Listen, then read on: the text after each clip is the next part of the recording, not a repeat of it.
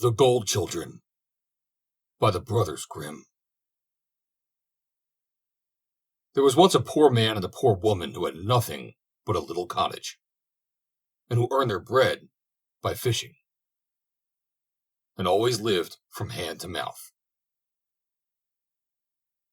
But it came to pass one day, when the man was sitting by the waterside and casting his net, that he drew out a fish entirely of gold. As he was looking at the fish, full of astonishment, it began to speak and said, "Hark you, fisherman, if you will throw me back again into the water, I will change your little hut into a splendid castle." Then the fisherman answered, "Of what use is a castle to me if I have nothing to eat?" The goldfish continued, "That shall be taken care of. There will be a cupboard in the castle in which, when you open it, shall be dishes of the most delicious meats, and as many of them as you can desire." "If that be true," said the man, "then I can well do you a favor." "Yes," said the fish. "There is, however, the condition that you shall disclose to no one in the world, whosoever he may be, whence your good luck has come. If you speak but one single word, all will be over." Then the man threw the wonderful fish back again into the water, and went home. But where his hovel had formerly stood, now stood a great castle. He opened wide his eyes, entered, and saw his wife dressed in beautiful clothes, sitting in a splendid room. And she was quite delighted, and said, "Husband, how has all this come to pass? It suits me very well." "Yes," said the man, "it suits me too, but I am frightfully hungry. Just give me something to eat." Said the wife, "But I have got nothing, and don't know where to find anything in this new house." "There is no need of your knowing," said the man, "for I see yonder a great cupboard. Just unlock it." When she opened it, there stood cakes, meat, fruit, wine, quite a bright prospect. Then the woman cried joyfully, "What more could you want, my dear?" And they sat down and ate and drank together. When they had had enough, the woman said, "But husband, whence come all these riches?" "Alas," answered he, "do not question me about it, for I dare not tell you anything. If I disclose it to anyone, then all our good fortune will fly." "Very good," said she. "If I am not to know anything, then I do not want to know anything." However, she was not in earnest. She never rested day or night, and she goaded her husband, until in his impatience he revealed that all was owing to a wonderful golden fish which he had caught, and to which in return he had given its liberty. And as soon as the secret was out, the splendid castle with the cupboard immediately disappeared. They were once more in the old fisherman's hut, and the man was obliged to follow his former trade and fish. But fortune would so have it that he once more drew out the golden fish. "Listen," said the fish, "if you will throw me back in the water again, I will once more give you the castle with a cupboard full of roast and boiled meats. Only be firm. For your life's sake, don't reveal from whom you have it, or you will lose it all again." "I will take good care," answered the fisherman, and threw the fish back into the water. Now at home, everything was once more in its former magnificence, and the wife was overjoyed at their good fortune. But curiosity left her no peace, so that after a couple of days, she began to ask again how it had come to pass, and how he had managed to secure it.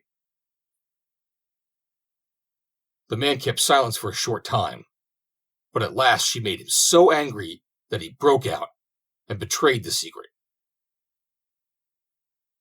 In an instant, the castle disappeared, and they were back again in their old hut. "Now you have got what you want," said he, "and we can gnaw at bare bone again." "Ah," said the woman, "I'd rather not have riches, if I am not to know from whom they come, for then I have no peace." The man went back to fish, and after a while he chanced to draw out the goldfish for a third time. "Listen," said the fish, "I see very well that I am fated to fall into your hands. Take me home and cut me into 6 pieces. Give your wife 2 of them to eat, 2 to your horse, and bury 2 of them in the ground. Then they will bring you a blessing." The fisherman took the fish home with him, and did as it had bidden him. It came to pass, however, that from 2 pieces that were buried in the ground, 2 golden lilies sprang up. And the horse had 2 golden foals, and the fisherman's wife bore 2 children who were made entirely of gold. The children grew up, became tall and handsome, and the lilies and the horses grew likewise. Then they said, "Father, we want to mount our golden steeds and travel out in the world." But he answered sorrowfully, "How shall I bear it if you go away, and I know not how it fares with you?" Then they said, "The 2 golden lilies remain here. By them you can see how it is with us. If they are fresh, we are in health. If they are withered, we are ill. If they perish, then we are dead." So they rode forth and came to an inn in which were many people. And when they perceived the gold children, they began to laugh and cheer. When one of them heard the mocking, he felt ashamed and would not go out into the world, but turned back and went home again to his father. But the other rode forward and reached a great forest. As he was about to enter it, the people said, "It is not safe for you to ride through. The wood is full of robbers who would treat you badly. You will fare ill, and when they see that you are all of gold, and your horse likewise, they will assuredly kill you."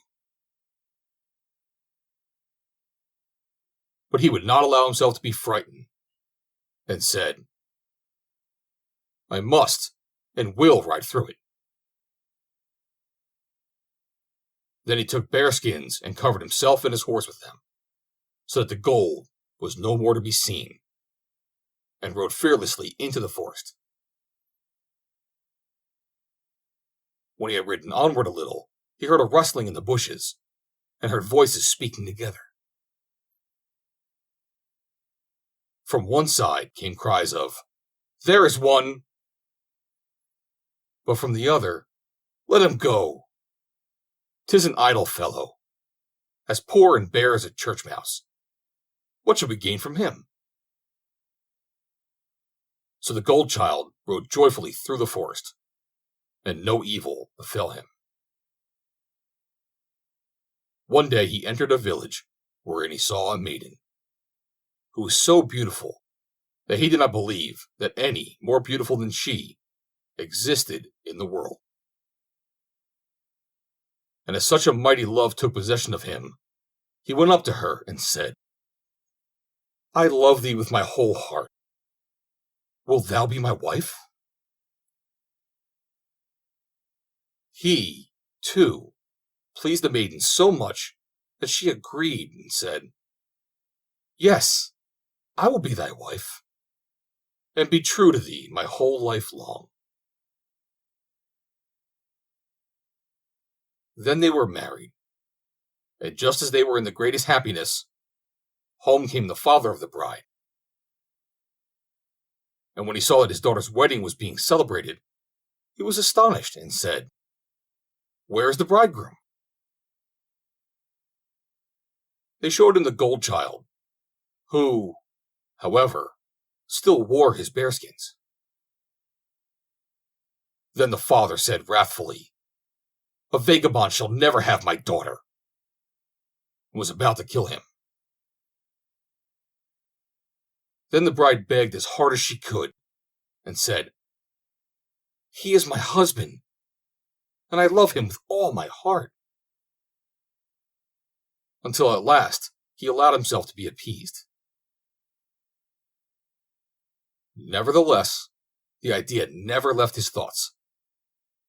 So the next morning he rose early, wishing to see whether his daughter's husband was a common, ragged beggar. But when he peeped in, he saw a magnificent golden man in the bed, and the cast-off bearskins lying on the ground. Then he went back and thought, What a good thing it was that I restrained my anger. I should have committed a great crime. But the gold child dreamed that he rode out to hunt a splendid stag. When he awoke in the morning, he said to his wife, I must go out hunting. She was uneasy and begged him to stay there, and said, You might easily meet with a great misfortune. But he answered, I must and will go. Thereupon he got up and rode forth into the forest. And it was not long before a fine stag crossed his path exactly according to his dream. He aimed and was about to shoot it when the stag ran away. He gave chase over hedges and ditches for the whole day without feeling tired. But in the evening, the stag vanished from his sight. And when the gold child looked round him, he was standing before a little house, wherein was a witch. He knocked, and a little old woman came out and asked, What are you doing so late in the midst of the great forest? Have you not seen a stag? Yes, answered she. I know the stag well. And thereupon a little dog which had come out of the house with her barked at the man violently. Wilt thou be silent, thou odious toad? Said he, or I will shoot thee dead. Then the witch cried out in a passion, What? Will you slay my little dog? And immediately transformed him, so that he lay like a stone. And his bride awaited him in vain and thought, That which I so greatly dreaded, which lay so heavily on my heart, has come upon him. But at home, the other brother was standing by the gold lilies, when one of them suddenly drooped. Good heavens, said he, my brother has met with some great misfortune. I must away to see if I can possibly rescue him. Then the father said, Stay here. If I lose you also, what shall I do? But he answered, I must and will go forth. Then he mounted his golden horse, and rode forth, and entered the great forest, where his brother lay turned to stone. The old witch came out of her house and called him, wishing to entrap him also. but he did not go near her and said, "I will shoot you if you do not bring my brother to life again." She touched the stone, though very unwillingly, with her forefinger, and he was immediately restored to his human shape. But the two Gold children rejoiced when they saw each other again, kissed and caressed each other, and rode away together out of the forest, the one home to his bride, and the other to his family. The father then said, "I knew well that you had rescued your brother," for the golden lily suddenly rose up and blossomed out again. Then they lived happily, and all prospered with them until their death. The end. Read by Joe DeNoia, Somerset, New Jersey, May 23rd, 2020.